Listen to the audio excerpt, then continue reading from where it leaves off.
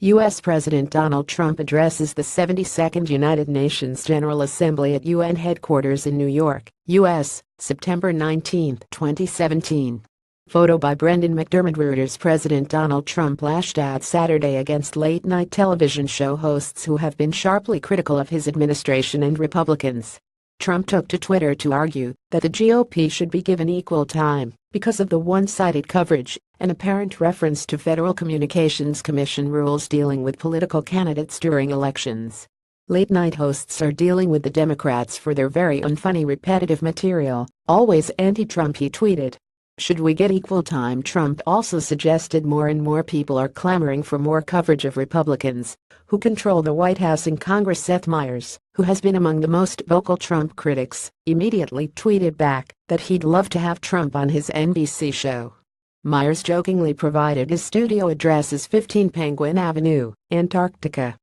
Others on Twitter pointed out to the president that equal time is meant for campaign season, not to protect elected officials from being the butt of television humor.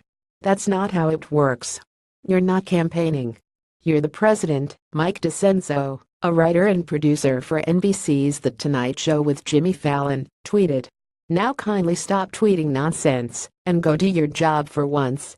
The FCC rule says political candidates should be treated equally by broadcast television stations when it comes to selling or giving away airtime during an election. Over the years, the commission has broadly exempted news programs, including late-night talk shows, from the provision. Trump's tweets followed shortly after a segment on Fox News' Fox and Friends that said many late-show hosts have taken a hard turn to the left. The president's reference to dealing with Democrats appears to allude to recent reports by Fox and others that ABC's Jimmy Kimmel consulted with Senate Minority Leader Chuck Schumer, a New York Democrat, before delivering a series of emotional and personal monologues against Republicans' attempts to repeal and replace the health care law that was championed by former President Barack Obama. Kimmel's son, Billy, who was born this year with a congenital heart defect, a pre-existing condition the late-night host argued would have prevented the boy from getting health insurance if not for the Affordable Care Act that Obama signed in 2010. Trump's ire for his late-night critics, who also include CBS' Stephen Colbert and even Fallon at times, is not totally unfounded. A study by researchers at George Mason University in Virginia found that Trump is on pace to easily eclipse the most jokes about any person tracked by its Center for Media and Public Affairs since it began monitoring in 1988.